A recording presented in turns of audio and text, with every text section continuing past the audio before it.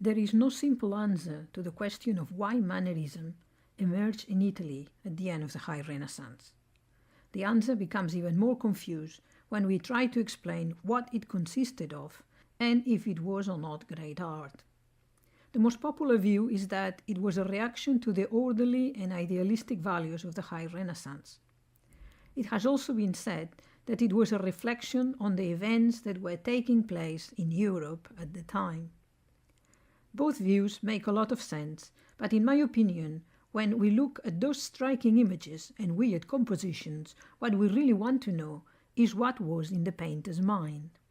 What were they trying to say? Let us first see what was happening in Europe when Mannerism emerged. The corruption of the church was provoking a strong reaction on the part of the clerics, which eventually led to the Reformation.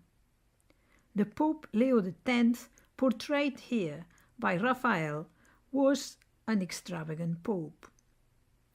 He had the ambitious project of reconstructing the papal basilica of St. Peter in Rome. Even with the enormous corruption, there was not enough money for such a project. He asked his Christian parishioners for donations in exchange for the promise of eternal life in heaven. A document called Papal Bull was issued that guaranteed a place in heaven after death. You can see an example here. Johann Tetzel, a German Dominic monk, with the blessing of the Pope, started in 1504 the so-called traffic of indulgences. He sold papal bulls under the motto, "The soul jumps effortlessly straight to heaven as soon as the sound of the coin is heard in the coffer." A few years later, outraged by these excesses, Martin Luther, another monk, started a massive ecclesiastical reform proposing changes that he wrote in 95 articles. He also suggested to the Pope that he should build his new basilica from his own pocket. The German nobility made good use of the dispute, supported the proposal of the monk, and decided to stop paying taxes to Rome. The reaction of the Pope was a document demanding the withdrawal of 41 of Luther's articles. Failure to do so, he said, would mean being excommunicated. Luther replied by burning the Pope's papal bull in public. The following year, in 1521, he was excommunicated. Here in the United Kingdom there was also conflict.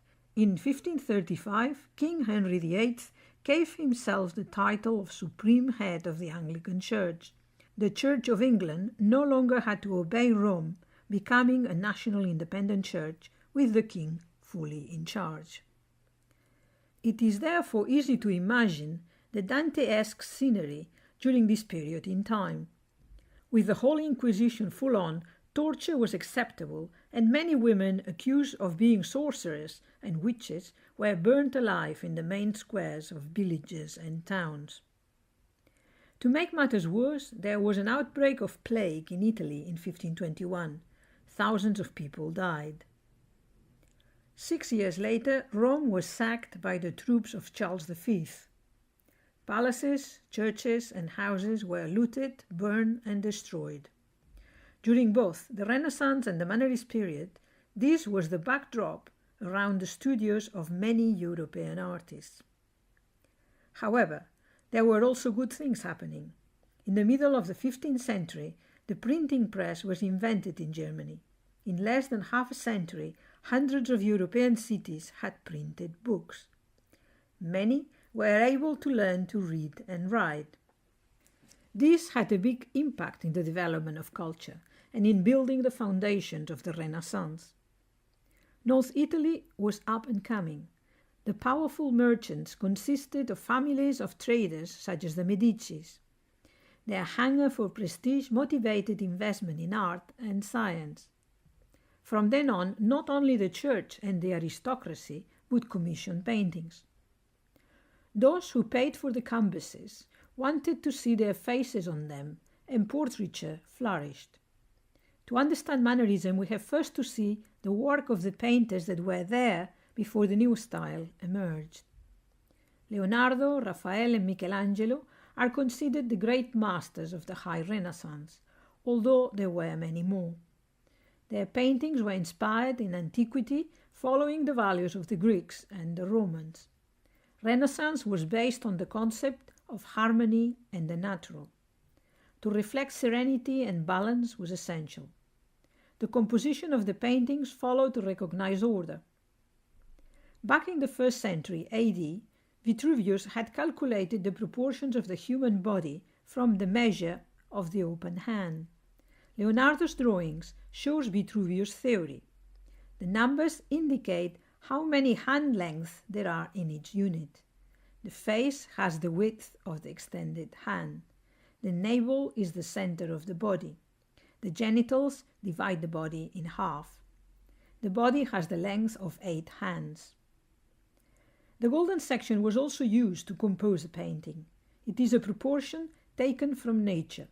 The spiral of the Nautilus shell is a perfect example. It creates a golden rectangle that gives us a proportion. 1 plus 1 equals 2, 2 plus 1 equals 3, 3 plus 2 equals 5, and so on. This proportion can be calculated from any given line by turning it into a perfect square. We then divide it in two. With a compass, we then draw a semicircle. The new measurement completes the golden rectangle. Alternatively, we can use the P number and simply multiply AB by the length of the line. The famous canvas of Mona Lisa, painted by Leonardo, is the clearest example of a portrait of the High Renaissance. The composition uses the devices that I have mentioned: order, balance, and serenity. The use of aerial perspective created depth. Pale blue and cloudy colors were used to imply distance. The esfumato technique, consisting in applying very thin coats of oil paint one on top of the other, would erase the contour. And this is the final result: harmony and beauty. In Tondo Done, painted by Michelangelo, we see compositional elements similar to those of Leonardo. Order, balance, and perspective are all there. Yet the grandiosity of the images and the modeling of the bodies is beginning to reflect Mannerist ideas. The group of standing naked figures in the background are somehow disorderly and odd, considering that he is portraying the Holy Family. By contrast, in the School of Athens, Raphael's composition is very classical. Balance, order, and perspective again. Everything has been calculated in detail according to the rules and pictorial norms. Even the height of the sages seems to be uniform. Vanishing points were used to achieve exact perspective. More here, where the golden section is also present, here and here. More geometry and references to Vitruvius. Furthermore, all the characters follow a hierarchy. Raphael has painted Leonardo da Vinci as Plato and Michelangelo as Hercules or Hercules. Raphael himself is also in the picture, but has no title. The values of the Renaissance are all here. The death of Raphael in 1520 is considered the key date of the peak of Mannerism. In contrast to the High Renaissance, Mannerism was totally anti-classical. Almost 500 years later, there are still many queries about this style of painting. Mannerism in Italian means alla maniera de, in the manner of. In the manner of the great masters of the High Renaissance, in other words, following the line of Michelangelo, Leonardo, or Raphael, but maintaining in principle a clear personal style. It developed in intellectual and independent circles and in the royal court. It was only apt for refined palates capable of appreciating occult meanings. It included the violation and rupture of pictorial rules and distortions of perspective and scale. It was based in emotional intensity and in total ambiguity. The compositions were often claustrophobic, the colors discordant and bright, and the images often elongated and in exaggerated postures. The Italians Pontormo, Bronzino, and Parmigianino are considered three of the major exponents of this style, and they are the artists that we will see in this talk. Their paintings often portrayed complicated allegories with obscure meanings. There was a rejection of the classical beauty of the High Renaissance, as well as an abandonment of the values of serenity and balance. Years later, the classicists of the 17th century gave a pejorative meaning to the work of the Mannerists. For them, that maniera was a cold exercise used only to imitate the great masters. They claimed that the incomprehensible formulas and unnatural images simply led to a mediocre type of painting. In the 20th century, the opinion changed. Now, many art historians consider Mannerism as an elegant style, developed intellectually and consciously, and not a reaction to the High Renaissance. Mannerism began in Rome and Florence, and then it spread further north. Its peak was during the papacy of Julius II and Leo X, both great patrons of the arts. It covered the period between 1520 and 1615, soon after the death of El Greco. Although Italy was the center, Mannerism was also developed in Spain, France, and Central Europe. The Spanish Mannerists, the French school of Fontainebleau, and the Mannerists of Central Europe are not discussed here. Before we start with our first Italian Mannerist, we will have a quick look at Michelangelo's Sistine Chapel. Let's remember that between 1508 and 1512, Michelangelo was in the Vatican, in Rome, painting the vault of the famous chapel. Commissioned by the Pope, he also decorated the wall of the main altar with his fresco titled The Last Judgment, completed in 1541. The images in the fresco are contorted and twisted, and there are accentuated foreshortenings, characteristics of Mannerism. Let's now look for references. Nakedness is important. Muscled anatomies inspired in the classics. Contorted and highly modeled bodies. Humanized devils. Acid colors. Monumentality and theatrical compositions. Exaggerated movements. Great expressivity in the faces. All these people have stood in front of the highest judge, which is God. The verdict is final, and they will go to heaven or hell accordingly. Their destiny can be seen in their expression. I gather the papal bulls had not much use in here. And now let's look at our first Italian Mannerist. Joseph and Jacob in Egypt, in the National Gallery here in London, is considered a magnificent example of this style. The author is Jacopo Carucci, known as Pontormo. The Renaissance perspective no longer exists. This proportion is an important element. The two gigantic sculptures, but with tiny feet, on the podiums distort the composition. There are impossible spaces. In one same plane, we have 4 different scenes. In the bottom left-hand corner, Joseph is presenting his father to the Pharaoh. On the bottom right, Joseph, on a cart, is listening to the news from his father Jacob. Then, in the weird staircase, he is walking up with his 2 sons towards the dying Jacob. In the final scene, top right, Jacob, in his dying bed, is blessing his grandsons. I would dare to say that Mannerism was some sort of cubism of the 16th century, where everything was possible. Bright reds, greens, and blue prevail.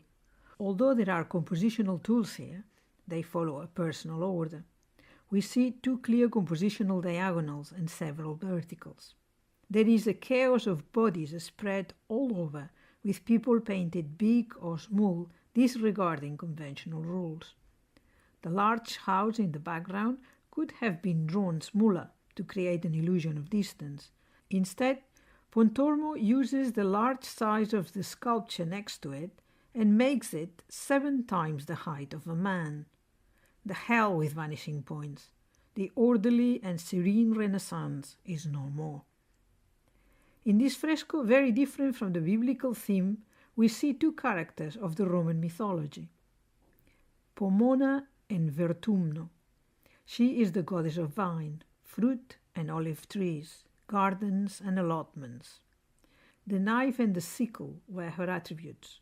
She did not like men and hated wild nature. Vertumno, also a divinity, was god of the seasons and the fruit trees. He was madly in love with her. Camouflaged as an old woman, he went to meet Pomona to congratulate her on her beautiful gardens. Seeing that the goddess was interested in what he had to say, he then removed his costume, showing his virile beauty, and the goddess was seduced. Pontormo presents this story painting Pomona glamorously dressed in 3 different positions.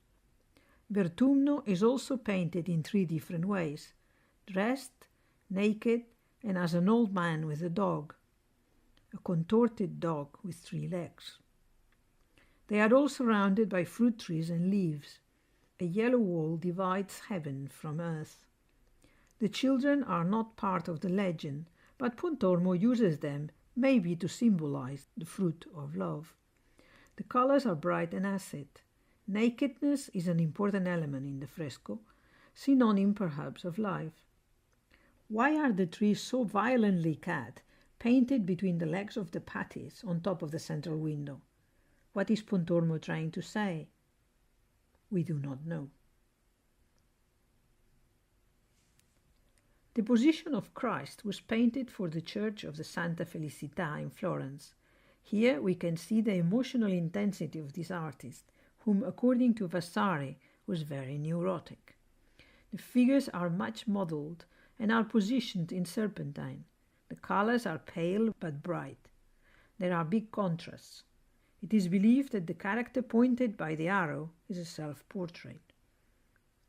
The entire scene has a strong dazzling light that lightens the figures. The space is flattened and inhospitable. All the mourning figures equally show their sorrow. There is no hierarchy. The arm of the Virgin Mary is positioned as a cross. Nicodemus, the old-rich Jew that according to the Bible converted to Christianity, is portrayed here as a young man holding the legs of Christ. His gaze draws the viewer and is an invitation to enter the tragedy. Pontormo is the mannerist of the primary and secondary colors, soft but bright, pale blues and reddish pinks, greens and orange. In the transparent and modeled way he applies them, we see the influence of Rosso Fiorentino, another great mannerist, and one of the founders of the school of Fontainebleau in France. There is no landscape, no cross, and no dramatic sky. All the tragedy is in the people around the dead Christ. The bodies invade the picture plane. There is no room for anything else. The painting is not ordered. It is human.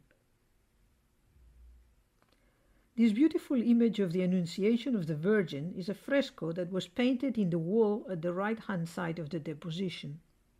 What is Mary thinking after listening to the angel telling her the unusual way in which she will be a mother? In here we can see 3 Renaissance virgins sharing the same experience. One by Leonardo, another by Raphael, and a third by Ghirlandaio. Acceptance, submission, and a classical pose. The lady is hollow anyway, so there is no need to express any feeling. Yet, Pontormo's Mary is alive and has personality. Her body is tilted. She holds herself casually on the wall. Her right hand is holding her cloak. She is human and she has a will. She is modern. We will leave Pontormo with this painting of Cupid and Venus completed in 1534. The erotic element, the theatrical composition, and the contorted and naked body as the main image are fully evident. Pontormo has left his vibrant colors here, but the ambiguity of his characters is still there. The monumentality of this Venus is grotesque.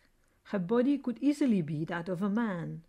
The phallic position of the left leg of Cupid is loaded with symbolism. The landscape could give a sensation of space, but the darkness around the characters and the use of sienna tones bring it to the foreground. Cupid kisses his mother on the lips, while Venus takes the arrow away from him. The back of it is pointing towards a small box. There, a small devil is lying down under two theatrical masks, symbolic of appearance. Incest, pedophilia, and a transgender body are the key elements of this enigmatic painting loaded with symbolism. Let's now compare Pontormo's Venus with this one painted by the Renaissance artist Palma il Vecchio. Venus looks at Cupid with a motherly look. There is no pedophilic element here. She takes the weapon of love from her son with parental authority. The landscape is breathing, melting with the sky in harmony. Everything is peacefully balanced. It is clear that the aim here is completely different. One is Renaissance, the other Mannerist.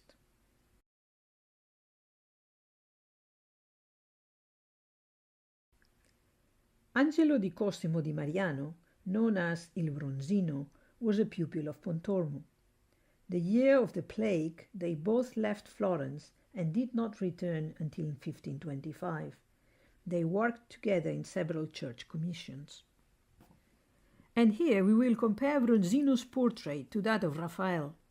Raphael portrays his teacher Perugino with much dignity and respect.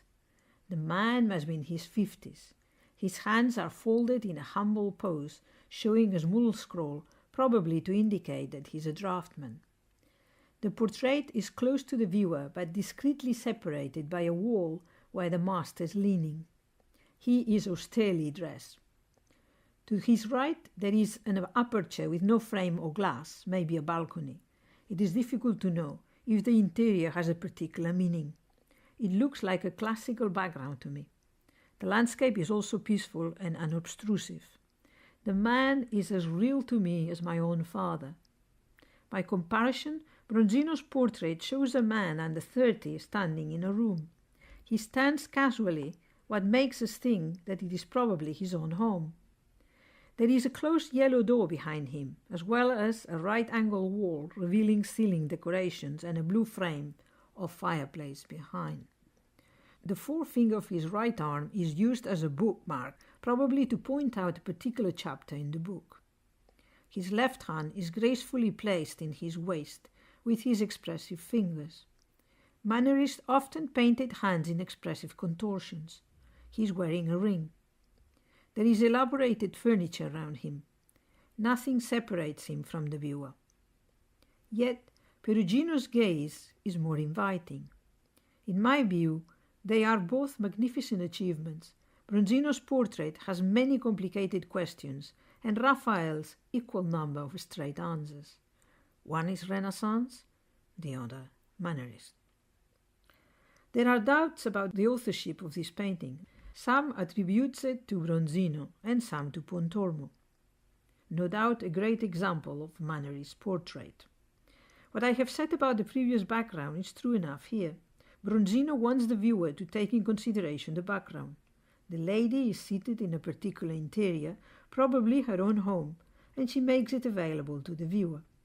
The hands could be made of porcelain, giving them a strange meaning. Her right hand could even be Picasso's. The lady wears rings, one also in her little finger. She is well dressed, and the strong sense of security in her gaze implies that she probably belongs to a wealthy Florentine family. Here we will compare her to Leonardo Cecilia Gallerani, another powerful lady from Milan. She was the mistress of the influential Ludovico Sforza. Leonardo's painting has no background, giving more importance to the central figure and a different mystery. Like Raphael, he cuts the portrait under the arms. Unlike Bronzino's, both lady and Hermine are looking towards the right and are not interested in the viewer. Everything is ordered. Her features are classical and her eyes have been slightly enlarged to make her lips smaller and more precious. Bronzino paints the face of the dog and that of the lady with a similar stare. She is also admiring a portrait. Us. Once again, Two great portrayals, but with very different aims. If the brilliant colors, the concern for detail, and the psychological power of the sitters were characteristics of Pontormo, his pupil Bronzino inherited them. He created what is known as the aristocratic portrait alla maniera florentina, or even alla maniera di Bronzino. Again, a portrait of Leonardo to compare with Bronzino's lady. Classical simplicity and discretion, positioned on a plain background, versus a highly psychological presence inside an elaborated interior. In this oil, Saint Sebastian is not feeling any pain. The arrow on his side is not stopping him from smiling to someone. The red cloth is floating in the air, offering several interpretations. The position of his right hand is also indicating something, although we do not know what. Enigmas and contradictions typical of Mannerism. In this portrait, Giovanni Medici is portrayed as Saint John the Baptist. He is shamelessly naked. The position of his arm and leg, together with the contortion of his body, indicate a strange movement. His forefinger is not pointing to heaven, as it is common in the Christian iconography, but towards the darkness of the background. Is he telling us that the Messiah is there? In this oil, Jesus Christ has already risen from his grave and is telling Mary Magdalene not to touch him. The exaggerated contortion of their bodies give a particular drama to the painting. We see a bluish landscape used to create distance, typical of the Renaissance, but the large house placed in the background cancels the effect. The two figures behind Mary Magdalene are also given an important role. They are quite large. Our Renaissance painter here is Fra Bartolomeo, a lesser known painter than our three masters, but nonetheless very representative of the High Renaissance. In his Noli Me Tangere, the open space, the symmetrical composition, and the bluish distant landscape are all there. The sole protagonists are Jesus and Mary Magdalene, and they are fully dressed and holding devotional postures. They are both wearing halos. Everything else, including the distant figures, is secondary. By comparison, Bronzino's Mary Magdalene is showing her round breasts under the bright blue blouse, and the shape of her left leg is also clear under the bright green cloak. She is ready to embrace him. Jesus is almost completely naked. They are not haloed. They belong to the world of mortals. Two different ways of portraying one same story. To finish with Bronzino, let's have a look at this allegory exhibited in the National Gallery here in London. Venus and Cupid are once again the theme of the painting. Unlike Pontormo's, Bronzino's Venuses are feminine and sensual. The whiteness of their skin gives them a feeling of marble sculptures. Pleasure is a bit more pink, perhaps less mythological. The meaning of the remaining characters has varied readings and allows the imagination to make interpretations. Time wants to hide oblivion behind a blue mantle. Jealousy is turning over her grief, while the seed is a sort of sphinx and joy a dove. Everyone can draw their own conclusions. The canvas is again complicated, enigmatic, and mysterious. The composition claustrophobic, pure Mannerism. The erotic pedophilic element is obvious in both paintings, Pontormo's and Bronzino's.